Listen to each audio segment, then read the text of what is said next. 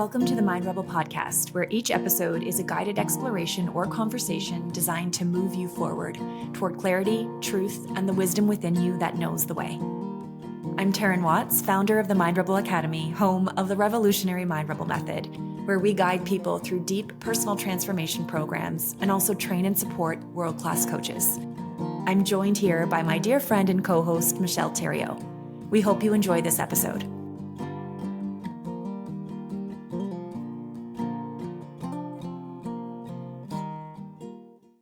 I'm actually very excited that we are going to pick up right where we left off at the end of last conversation, talking about paradigms. Yes. Let's talk about what a paradigm is so that we're all on the same page in this conversation. So what we're talking about here is the framework or the worldview that literally shapes how we see ourselves, how we see our entire world. So it's like the invisible operating system behind all of our choices, what we believe is right, what we believe is possible in the world for ourselves, and even what we believe is real. So when we start to examine paradigms, we often realize that so many of our paradigms, our operating systems, have actually been inherited. So inherited from family, from society, from our education, from culture, systems.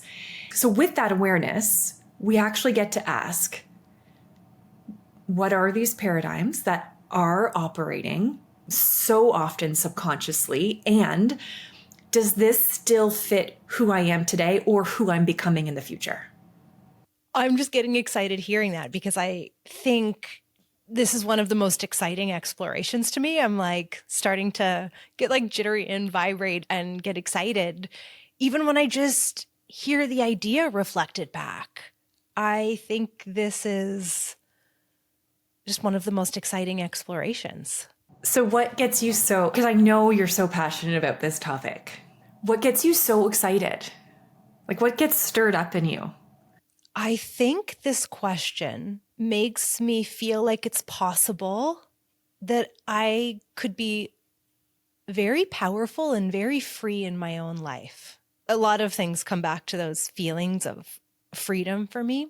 I think what makes me so excited is that if the common paradigms of the world aren't these fixed, solid, immutable things, but actually they are something a lot more subjective than we subconsciously feel they are.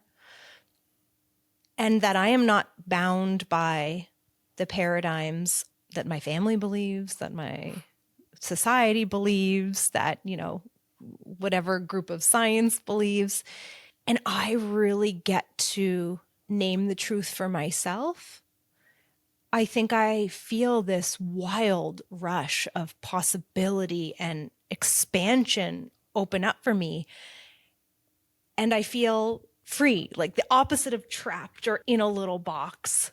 And because for me, freedom always shows up on my core values. Every time I've tapped in and explored, like, what are my core values? Freedom always makes the list. And there are so many layers of freedom. And I think that this is that next layer of freedom that I yearn for, because there have been places in me where these paradigms haven't been letting me be free in the way I want to be.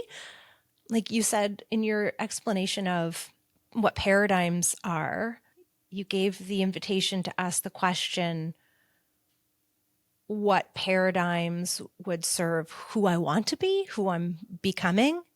And I just noticed that a lot of the paradigms that I inherited or I feel around me, they aren't really conducive to who I want to be, who my authentic self is, what I really, truly deep down want to believe. And so this exploration, this invitation, it's the door that opens up the hope that, whoa, what if this vision of my authentic self, like I really can be her? Because these rules that I subconsciously used to think I had to play by, like they don't have to be my rules if I don't want them to be. Can you give us a simple example and a wild example? Because I know you have both of what you mean by this. Because again, Michelle, this concept is so intriguing to you. It's fascinating to me, but I'm even having a hard time almost grasping it, but I'm like here for it. I'm here and I'm ready to explore this with you. Yeah.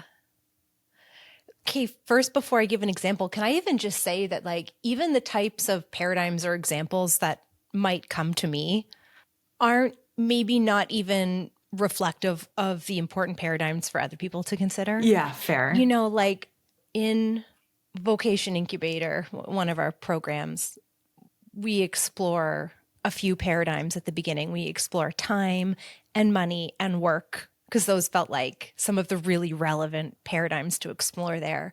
But there are more paradigms than we could ever list that you could explore. Mm-hmm. It's just so endless. It's as endless as the amount of topics someone could write a book about. Like, that's how many paradigms there could be. I'll give you an example of a couple that have shifted.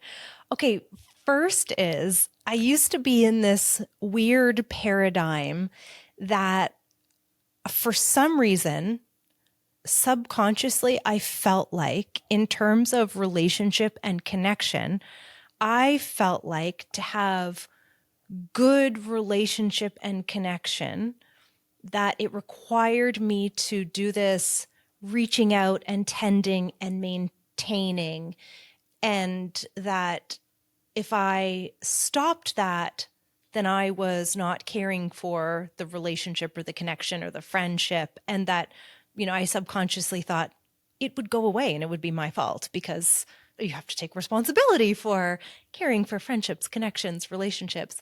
And I was in this pattern, especially in romantic relationships, where I was always like reaching out, tending, fixing, compromising, trying to understand. And then just like a very, when people talk about golden retriever or black cat energy, have you heard of that? Never. Okay. Well, they say like in relationships, they say in a romantic relationship, one person is the golden retriever and one person's the black cat. And the golden retriever energy is the like, oh, I love you. What do you need? Do you want to play? I'm here for you.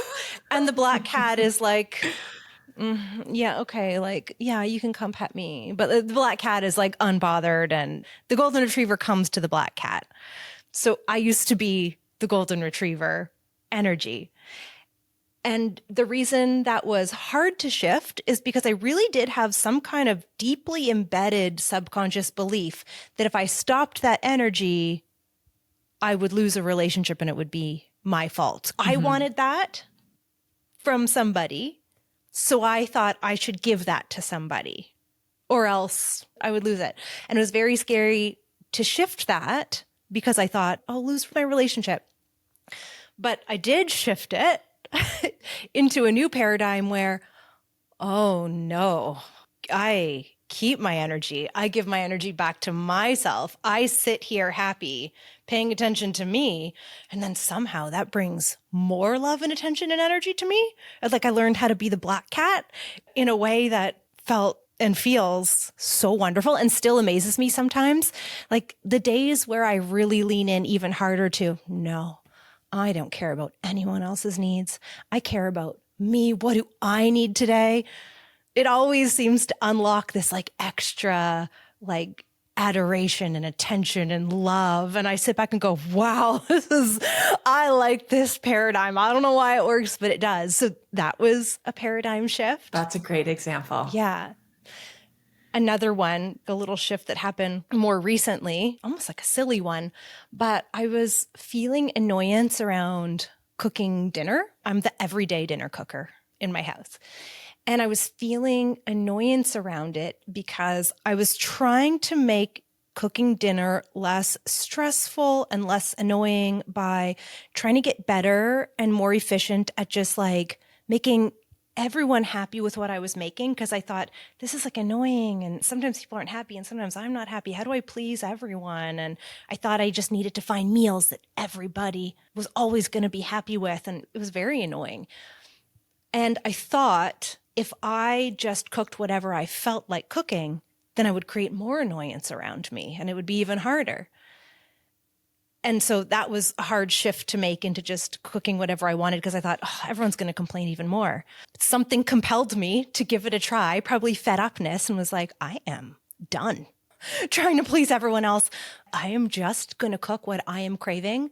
I don't care one bit if no one's happy. I don't care. They can make peanut butter sandwiches. And then also on like nights I really truly wasn't craving anything, I'd be like, well, you can make a bagel. I don't care. But I gave myself that freedom of like, what am I craving? I'm craving this random thing. And things that people never used to like, everyone started being so happy with my dinners. This is delicious. Ooh, I love this. And I thought, this is so strange because there was something almost magical in the energy shift. It was almost like my genuine desire to cook this thing. It was like there was some weird intuition in what I was craving that actually made everyone happier around me. And people are way happier when I don't think about what I think they want for dinner and they just eat what I was craving in the moment. It's like I've tapped into some weird inspiration. There's some wisdom in my cravings that actually pleases everyone. I love this paradigm shift. And so now whenever I think, oh, what's for dinner? Instead of using the old way I used to think, I just kind of tap into what is my body craving? And it turns out when I do that, things are way smoother. There's another example of a paradigm shift I made inside. I love those examples. Yeah.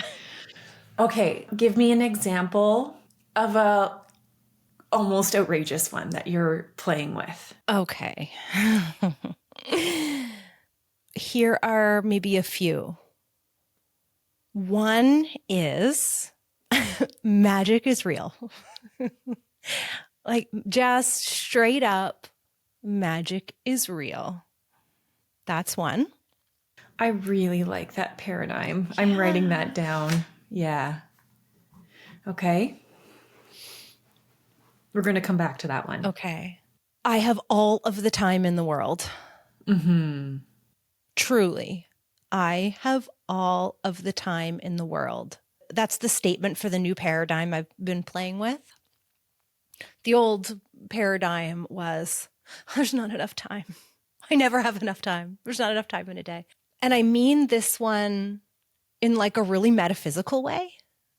I don't mean this one, I have all of the time in the world. I really mean it in more than I'm going to logically figure out a way to organize my week and my calendar to make space for the things. I don't mean it that way. I mean it in a much more magical, metaphysical way. Like maybe there is actually a way to be so connected to the present moment that the fabric of time expands and I have all the time in the world. Yeah. I'm playing with that with money too, by the way. That's another one I added on very recently. I have had all sorts of thoughts and shifts and explorations around money, but that's another thing. I've been noticing movement, positive movement that's really exciting in the realm of how I'm experiencing time. And I had the thought, like, I want that feeling with money too. I have all of the money in the world. And my brain can very easily object to that. That's not a statement that logically makes sense to my brain, but I really like the feeling and the energy of if that were true, I have all of the money in the world. And I'm playing with that paradigm with money too.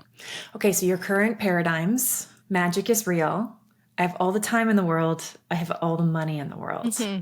I wrote every single one of them down because I'm like, yes, yes, yes. It's like half of me is filled with magic and the other half of me is too logical.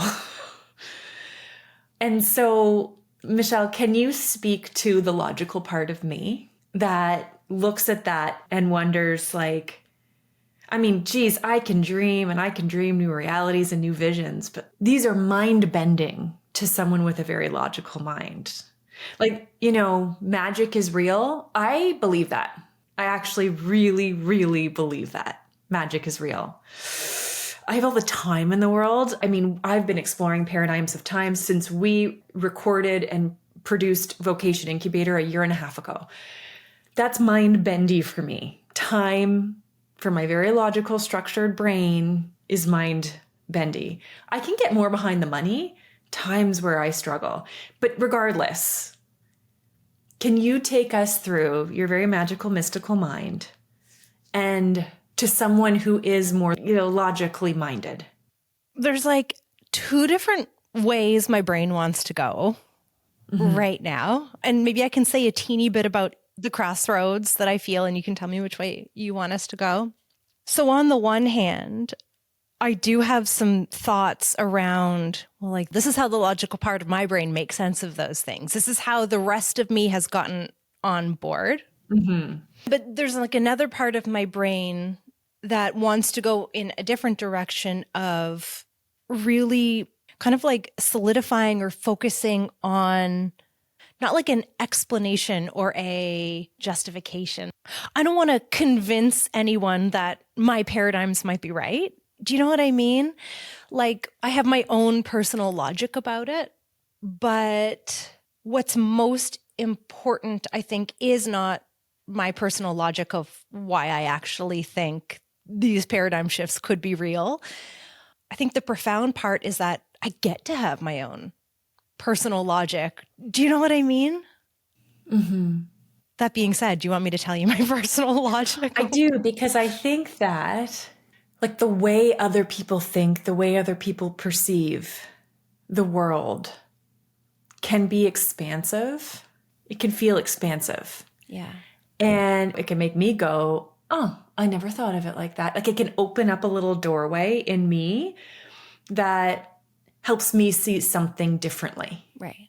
I'm sure I'm not going to do these concepts justice whatsoever. I wish I had a little more clear scientific description stored in my brain, but something I always come back to when I butt up against like my own limits, or when I was wrestling with myself over like, are these things that are feeling good to my body? Are they even possible? Or am I like deluding myself? Like, am I crazy for trying to program this into my brain or trying to believe this? I come back to the most logical and scientific truths that we know about the fabric of the universe, our reality. The first is that everything that seems solid to you, like your body, the table, the road, everything, the makeup of everything that seems solid, when you go down into the like atomic structures and like particles and what particles are made out of, it really and truly, nothing is solid. It's all mostly empty space, but somehow, magically, the most unimaginably tiny specks have this weird energetic relationship with weird tiny specks. And we interpret these things as solid objects, but like, actually, they're not. It's not. It's like, that is an illusion. We are perceiving something that we know is an illusion, that this thing is solid. And I just think that's a great metaphor in and of itself, that like the reality is our brain is interpreting something that we know is illusory. It's false. This is actually empty space. So that's really interesting right there, knowing that your senses are interpreting energetic and atomic information, but it's not the most accurate reflection of reality. So the interpretation of our brains does its best, but it's not objectively true. So if you just apply that to everything you think you can sense and remember that it's not automatically objectively true, that opens up so much right there. So much right there. The nature of particles, it's like a very common example, but people were trying to, there's all these like experiments with particles and the way particles behave. This is like fact they know now. The way particles behave depends on the observer. So one particle, one little piece of what matter is made up of, if you look for it to be a particle, you will find a particle. If you look for it in terms of measure it as a wave, you will find a wave. So they used to think these are two different things. There's like energy waves or there's particles. But depending on what you look for, that's what you will find. So it's like this thing that's supposed to be solid and real and one thing. It isn't. It isn't. You see what you look for. You find what you look for. That's really cool. If the smallest building blocks that we know are real don't seem to only be one thing and they transform based on what you're looking at, if that's the building block of everything, and it's not even real once, you're like, what is this? It could be whatever it wants to be. Then, and you just start to apply that to everything. If it's true on the smallest level, what you look for, you will find. It's a great question to ask yourself as you move to broader and broader layers. Like, what if it's true? If what I look for, I will find. That's really cool. And then last little piece of this that my logical brain throws in there is just like what we know about the way our brains work, and something we talk about like in the Mind Rebel method is our brains, because we've evolved with all of these really great self-protective mechanisms and way to operate really efficiently, our brains make these patterns and have experiences and embed those experiences in and then project those into the future, right? Our brains are these brilliant things. And we can see that there could be two different people from very different backgrounds with very different past experiences who experience the exact same objective situation, but the way they experience that situation is so night and day different depending on what they were bringing in with them, who they were, how they were seeing things. There's so many situations where you see what your past history was bringing with you to see in that situation. And so there's another reminder of like, I'm seeing it one way, but all of these other people can see very different things. And I know there's so many times where I was so certain I was right about something. And just with a little time and curiosity and hearing someone else's perspective, how they're, viewing something so differently. I've had so many moments where I've thought, okay. I've had 10 million experiences of believing something emphatically. And then later something opened me up enough to consider other possibilities. And I realized, my perspectives were so limited. Wow. What seemed like concrete truth has now shifted for me. And so now I just think, oh gosh, anything is possible, because what is even real? Because my mind has been expanded so many times. And then I think, okay, here's the last example. This is good. Yeah. Okay. I'm like, yes. Here's the last one. Think about the history of our world. Like, just look at the past 200 years. But I mean, that's like such a short time frame. And think of what humans thought was absolutely concrete fact. Think of what they knew for sure about the world. And then the next decade or 2 decades, they're like, oh no, that's wrong. It's this way now. Think about when people were absolutely certain that the entire solar system revolved around the Earth. And somebody who said, no, I think we revolve around the sun, they were like persecuted and jailed for the rest of their lives. I don't know, Think about all of those things. They used to think about health and the body, and think about what people used to believe about the nature of our world, the nature of humans, the nature of like the thresholds of technology. And I just think how fast that changes. Think of how fast our understanding grows in terms of, how far we can see and how deep we can see into both in the macro and the micro, right? Like down into like cells and atoms, how much more we're learning there, and then space, right? So I actually think it would be ludicrous to believe that whatever is conventionally commonly believed right now is just what, flukily, this is the one time in history everyone actually knows the truth. That's insane. That's ludicrous, because it's never been true. But this moment in time, what everyone commonly believes, this is the one time, it's never going to change. That's crazy to me. That's crazy. That's so unlikely. The likeliest thing is that in 10 years, 20 years, 30 years, we're going to look back at what we believe now or the way we live now, and we're going to think, that was crazy. This is the real truth. And so all of these things together make me think there's no way that amazing things aren't possible. There's no way that the rules of the world are actually so boxy and rigid right now, because history and science and experience and curiosity will tell you that things are much more subjective and fluid than that, in my humble opinion.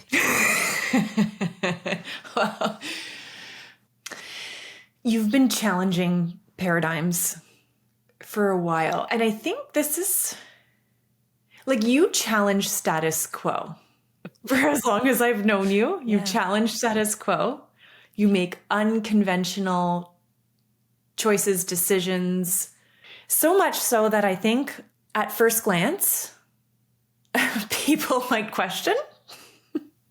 Seriously. My sanity. And I think because I am such a naturally curious person, and I think that, coaching has trained my brain to be so curious about how other people perceive the world and other people's truths. And the more I get curious about your perspectives and the choices you've made, however long I've known you, which has been a very long time, you do expand my mind. And I'm like, wow, like, you see the world differently than the status quo. You really do. I have two follow-up questions. But I think the first question I want to ask you is, what's that been like for you? Because I'm sure you get a lot of people questioning your choices and decisions and perspectives. What's that been like for you? I think for a good chunk of my life, starting, from I don't know what age, but just, being a child in school, I have my first kind of thoughts around the first thoughts that relate to this go back to being a child in school. And up until I don't know what point, probably until the Mind Rebel Academy started shifting some things in me. There's a big long stretch of time where it was very challenging because I felt like I saw things differently, experienced things differently, wanted things differently, valued things differently. And I didn't find a lot of agreement around me. And I found that very hard because I thought that lack of agreement meant I wasn't right. And I really wanted outside confirmation. I craved it so badly in everything that I sensed, whether it's one of these grander paradigms or just like a little intuition about something or someone. I really wanted that outside confirmation, and I really didn't find it. And it made me feel a little bit like I didn't really fit in the world. I didn't really have a place in the world because I just felt like that's not, I cannot make myself go there and do that and believe that. And I think all of that felt very, very loud to me and very, very painful because it was very, very sensitive. And so these differences felt loud and painful.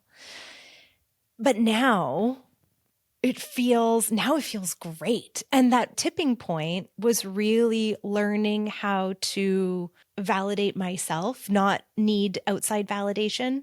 That tipping point of really what the art and craft of coaching gave me was the piece that allowed me to shift all of that. I'd love to talk more about that. But coaching helped wire this certain kind of perspective and stance into my mind to look at myself differently and also look at others who weren't validating me differently. And it helped me shift from thinking that there was some sort of like right and wrong struggle between me and other people into this entirely different perspective of, oh, I can't know for them and they can't know for me. And I don't need their validation, but also they don't need my validation. And it has expanded something. I don't think I could be excited and explore these paradigms in the way that I get to now without that piece. Can we talk a little bit more about the coaching mindset and how that has rewired your brain in this way. It's rewired my brain. I always say, like, I wish our training wasn't called coach training, because it's so much more than coach training. It's like human training. And it's done all sorts of beautiful things for my mind and my relationships and the way I converse with people and hold space for people and for myself. But you have a unique flavor of how it's supported you. And I'm wondering if we can dive into that a little bit deeper. Yeah. Okay, so first, this thought came to me right before we started recording today. I was just thinking about this conversation, and I was thinking about coaching and how, this coaching mindset has impacted my view on paradigms. And the image that came to me was this like beautiful red ruby gem for some reason. And it's like coaching has given me this really precious jewel in how I perceive others and how I perceive reality now. And it's really interesting to think about the little dots that connected in my brain and the transformation that happened in my perceptions. But I feel like we need to start first with the coaching stance, the coaching mindset itself, and what the craft of coaching invites you to embody, the stance that it invites you into.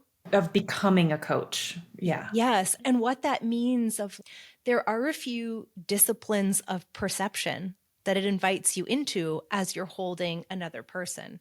You know how in coaching, it's not just what you do, but there is a lens you're invited into and how you're viewing this human in front of you and what you are believing is possible for them. And I think it might make sense to start there with what coaching invites you to do for another, how it invites you to see another. Do you want to describe that for us? Like in your words, what does that mean? Okay. There's two foundational principles of this rewiring that has to happen in our brains that I want to bring forward. One is every single individual in front of you is unique as a thumbprint. You might relate to what they're saying. You might have had similar experiences as them. You might feel the urge to be like, I resonate so deeply with what you're saying. However, the way that that individual processes information, the way that their past lived experiences creates lenses on how they perceive situations, similar to what you were talking about earlier, is completely and vastly different from you, no matter how similar it feels. There's something about that stance of really holding someone that unique that just allows you as the coach to stand in such reverence for this human in front of you and curiosity. And so that's one stance. And the other that's really important to hold that goes hand in hand with this is that the human in front of you is whole, capable, resourceful, creative, wise. They have all of the answers they need inside of them. That might sound like a really simple statement and like a lovely, fluffy, really simple statement. But the embodiment and depth of that practice and holding another human in those two lights is the work of a coach's life, honestly. And I don't think it ever really ends. It just deepens and deepens and deepens and deepens. And when we think we've mastered it, it just means that well, there's some more work to do. And again, the reason I sometimes wish this wasn't called coaching training is because this extends beyond a client in a session. This is now rewiring your brain to see your partner in this way, to see your children in this way, students in this way, colleagues in this way. When you move around the world, holding people from the mind of a coach, it changes the way you see things. It's a humbling and curious posture. So you could have all the coaching skills in the world. You could know all of the mechanics of these coaching skills, but if you cannot fully embody those stances, you will be a mediocre coach at best, truly. because these stances, they change the game. They change how we relate to and hold space for a human, and it changes what becomes possible in our presence when we can hold another human in that light. And again, this extends way beyond a client. This is true in your home. This is true with your loved ones. This is true in your community. This is true with every single human who comes into your presence when you stand in this posture.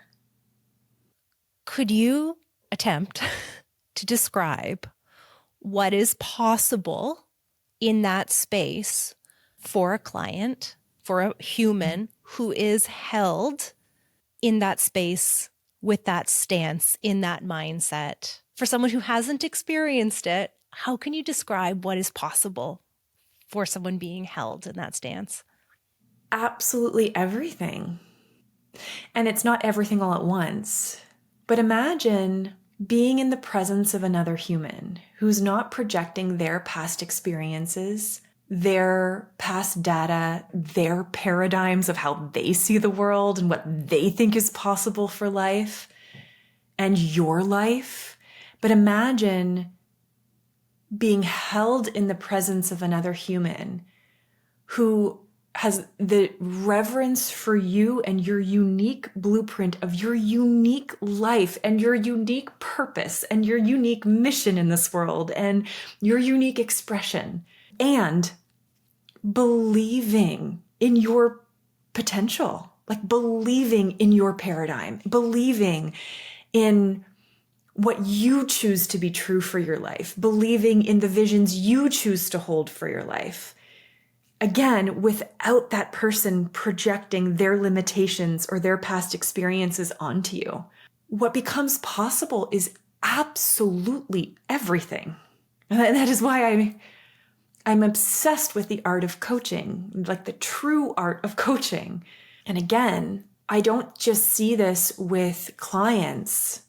This is true when you hold this mindset and this stance for your children, for your partner. Since I've become a coach, well over a decade, for a decade of ingraining this mindset into my brain and even holding my husband differently and seeing him differently, I have watched him over a decade transform and heal and step into the fullest expression of himself, like right before my very eyes, without, well, what it feels like doing anything on my part, but just believing in him, holding him whole, holding him as unique as a thumbprint, holding him whole, capable, resourceful, and creative. I don't need to push him in any direction or fix him or save him or heal him.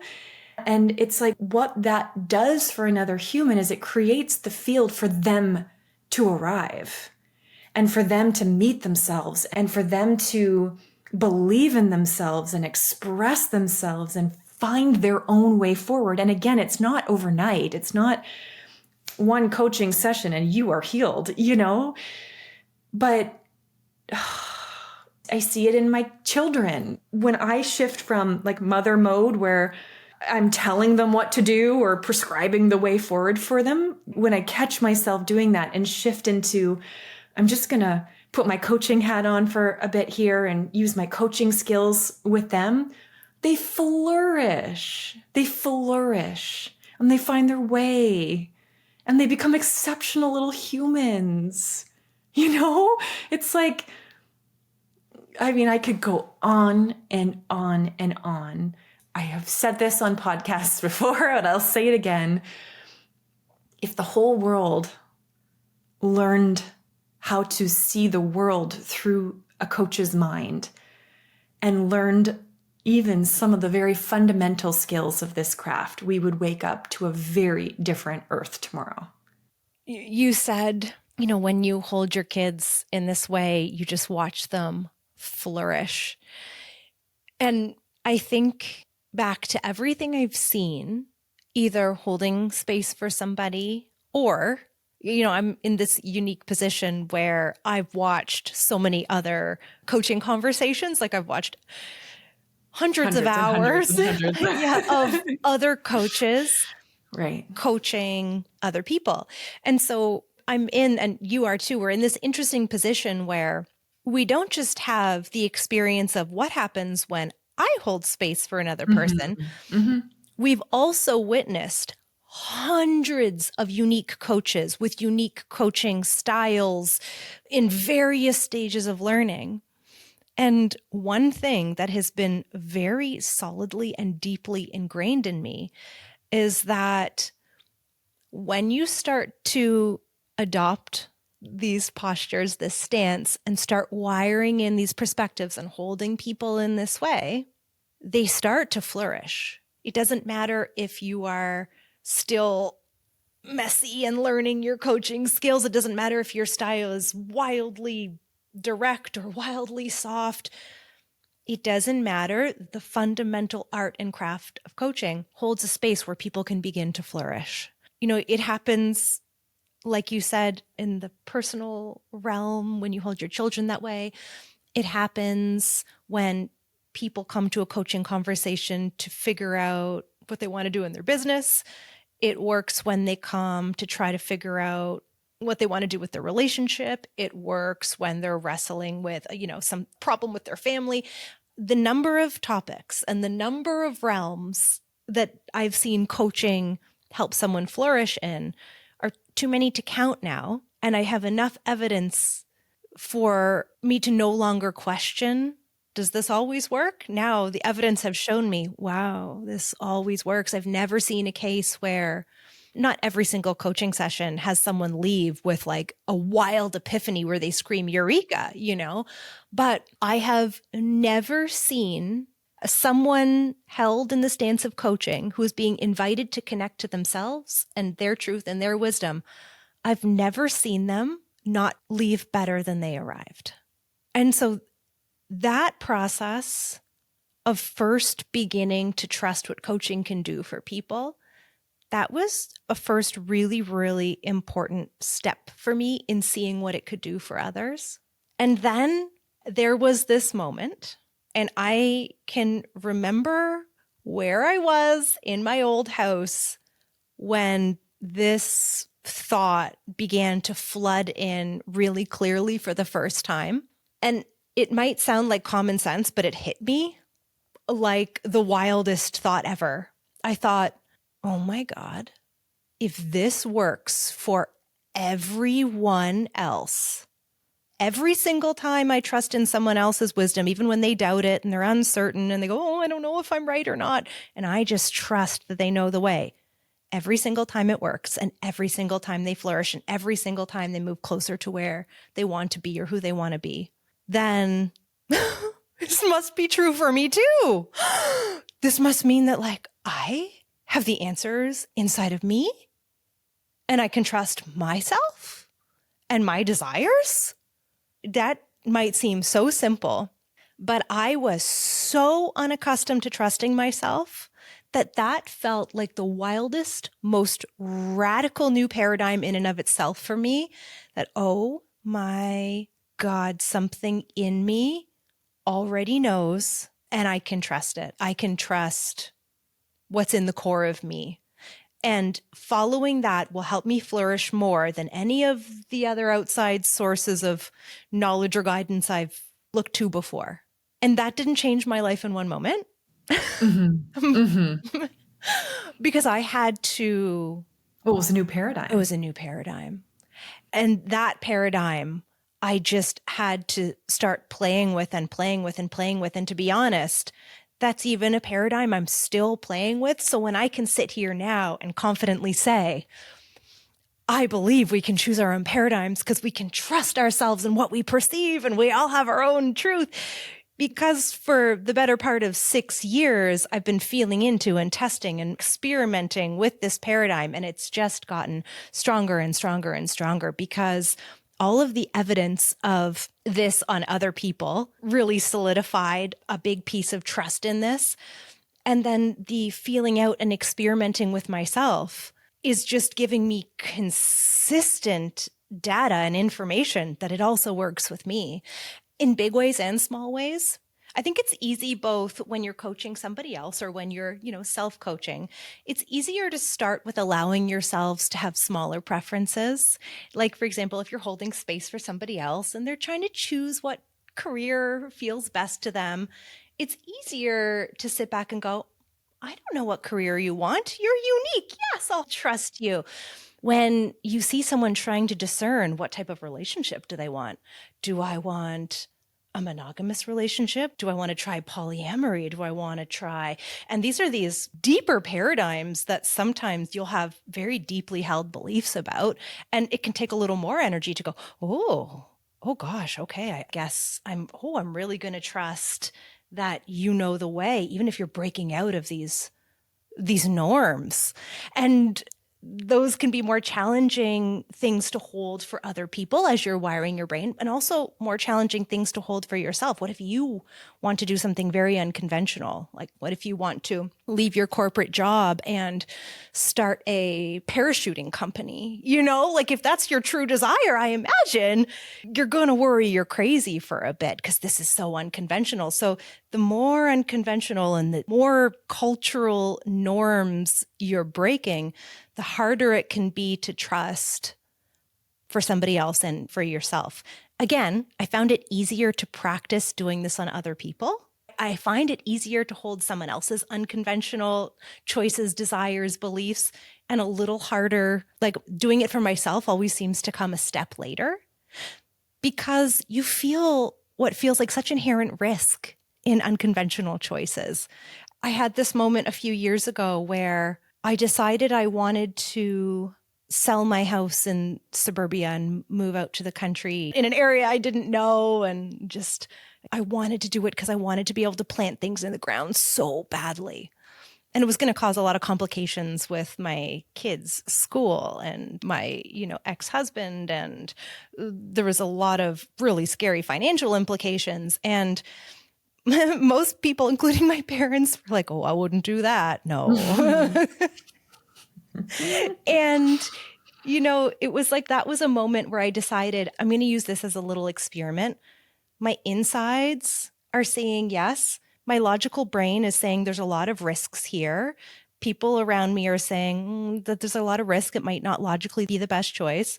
But I just decided, okay, if this is true, if I can trust myself, then here's a moment of experimenting and I'm going to go for it. And gosh, it turned out so beautifully. And I can look back and go, there's evidence that I can trust myself. I'm so pleased with that, And there's been lots of little tests, I think, that have gotten almost like bigger and bigger. And the more I'm willing to lean into trust of my inner perceptions, my inner desires, the more concrete proof I get that this works, which has led me to this place now where I'm ready and willing to say, yes, I trust myself more on what's the reality in which I want to make money and have it come to me. If I get to choose what that all looks and feels like, what do I want it to be? I'm now really ready to trust that I might be able to name that for myself. And it's not delusional and it could be real. But I will also say, I have many, many, many moments where the logical part of my brain does say, but are you just being delusional? And sometimes I just have to let that question be there. And my answer to that other part of myself is, I'm not sure, maybe, but let's just keep trying and see. And so far, it feels like even if I am delusional, it's creating the reality I want. I don't actually think I'm delusional, but if I am, it's working and I'm harnessing my delusion and it's producing the results that I want. Okay, I had a question from earlier that I want to come back to. How do you sense that an old paradigm is ready to be challenged? How do you spot that? How do you put your finger on that and rename it for yourself? Because that feels like a very important part of this process. For me, I think it starts showing up in my emotions in the same way that anything that was out of alignment might show up. So in the same way that if there was a small situation in my life that was out of alignment and every time I brushed up against it or had to navigate it, I felt like tense or uncomfortable or some kind of emotions flaring up. I think it feels very similar to that for me. There's something out of alignment and it's causing me to experience discomfort. And then that's an invitation to go explore what's under that. Why am I uncomfortable? What are these emotions telling me? I think in the past, I used to look at the little problems or challenges in my life as a little more specific or like individualistic. Like if there was a dynamic I wasn't liking with a friend or my partner or gosh, whatever, I would kind of solve it in terms of that one situation. And now I think I'm a little more on the lookout for when there could be a deeper paradigm at play. Because, I notice for me, I have patterns show up in my life. Like I have this problem and then a separate problem. And there's a whole bunch of separate problems, but there's a really similar theme. And I'm like, darn it, this again. Like I've had themes around money, like a dishwasher breaks, this breaks, a car breaks. And, you have like this string of things that make you feel a lack of money. So I just notice that happens often. Like there's a pattern to my frustrations, a pattern to my discomforts. And those to me are an invitation. If I'm bringing this pattern into my life over and over and over through different people or different expressions, like, what is this? There's a paradigm here. I think, yeah, that is the clue. Am I repeatedly experiencing a similar type of pattern or irritation through many people and many situations? Yeah, that's very similar to how I would describe it for myself too. It's in patterns. And it's also in like a fed upness of like, oh, this again. No, no more.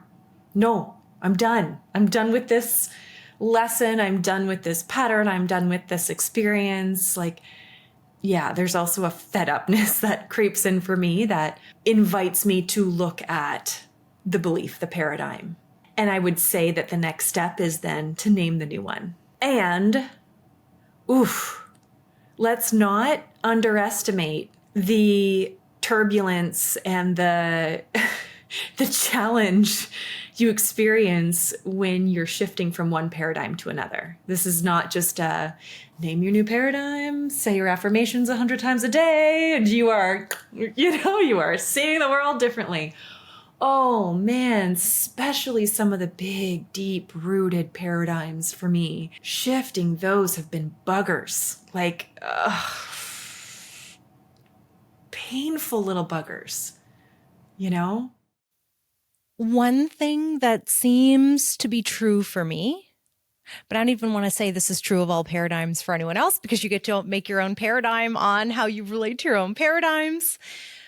The one thing that seems to be true for me is to really create an actual paradigm shift in my life that gets actually integrated into my subconscious mind so that I'm actually really believing I'm operating in that new paradigm and not just doing a weird pretend fakey thing. I first have to believe in my own authority to determine or make it real for me.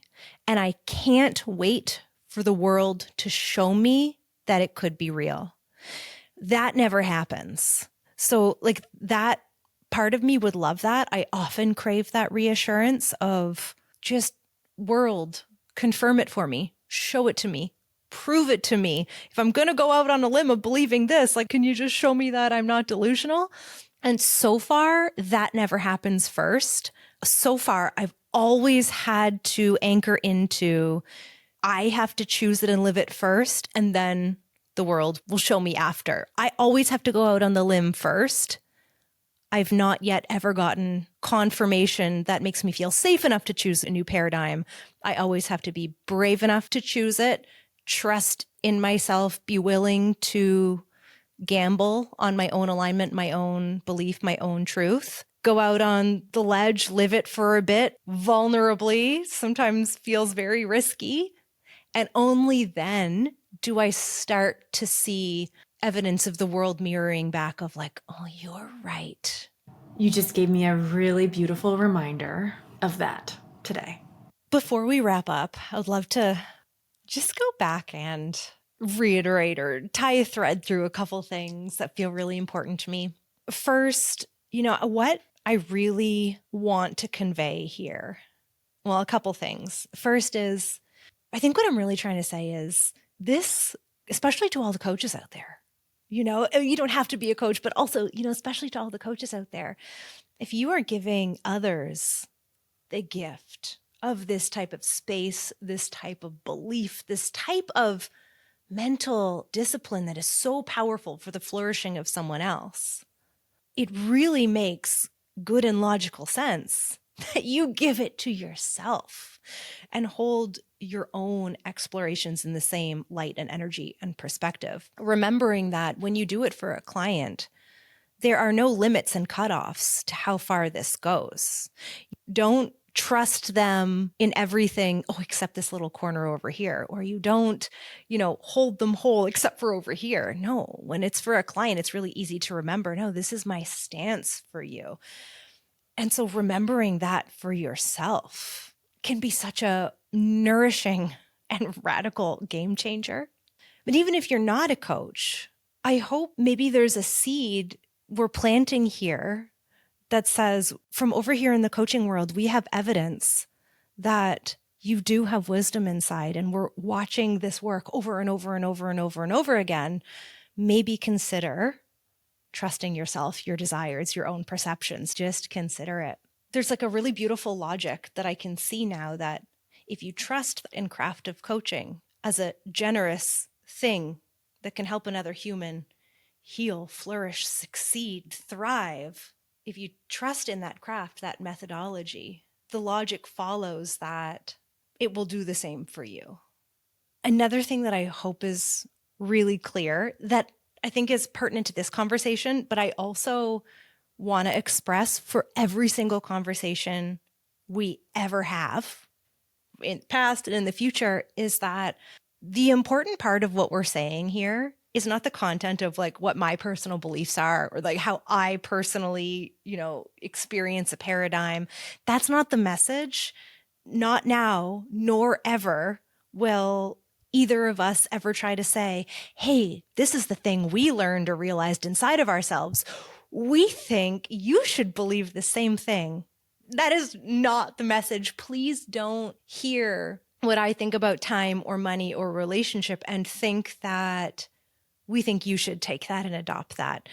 The importance, the message is that whatever quirky little weird thing that wants to come out of you that you're doubting, try trusting it. Believe yourself, trust yourself. That's the part that's so exciting. Not the answers that I find. I don't think it's exciting to think of other people hearing what I think about money and then trying that on for themselves. That's not exciting. What's really exciting is the idea that someone could uncover a little corner of truth that they haven't trusted yet, and they might give that space to flourish in their own lives. That is so exciting. And that should be true for anything we hear in the world, and perspectives and advice and things that people share. We get to choose what is true for us. We get to choose. Michelle, when you share something that I might not have thought of before, I get to choose whether if it expands something in me and I'm like, never thought of it like that, and it excites me. That's a little piece of truth for me. Or you might share something that I'm like, it doesn't land for me. And that doesn't make you wrong and me right. Wouldn't it be nice to live in a world where you get to have your truths and I get to have mine, and we're not attacking one another or trying to prove something to one another or scream our beliefs at one another? Like, can you imagine a world like that where we just get to inspire one another, and what you share awakens a little truth inside of me, or awakens a little something that I haven't explored inside of me. And then I have the power and the tools to go explore that and let that flourish and see what that is. And then vice versa. That's the power of this work. And really, to your point, that's the message we're trying to drive home here. That's the purpose of this entire podcast, really. All right, so this is our final invitation to you as we come to a close here. While you're swimming in this and thinking about this, take some time to sit with your journal and write down what are the current paradigms or operating systems that are creating your reality right now. And just write them out. See how many you can get down. And perhaps the next step would be to just choose one. Just put your finger on one, the one that feels the most relevant or the most juicy or the most like, oof. You know, it might be a little bite-sized one, like a little one you want to play with, like the ones you did, or it might be one that's just like begging for your attention. Put your finger on one and rewrite a new paradigm and play with it every day. Don't forget. Put it somewhere where you can see it, reflect on it, journal about it. Ask yourself, if I was living inside of this paradigm, what's the choice I would make in this moment? What is the way I would show up to this meeting? What is the conversation I would have? We have to remember that changing our paradigms, we're rewiring our mind. This is the hardest work we'll do. This is very, very challenging work. But with awareness, putting your finger on it and rewriting a new paradigm and then living inside that paradigm for as many moments as the day as we can, just over time, watch how it shifts. And feel free to let us know if it does. Thanks for tuning into the Mind Rebel podcast. If you're craving a space to go deeper into explorations like these, visit themindrebel.com to learn more about our flagship program, The Mind Rebel Method. Whether you're feeling the call to become a world-class accredited coach, or you're simply yearning to live a life more true to who you really are, this is where your next chapter begins.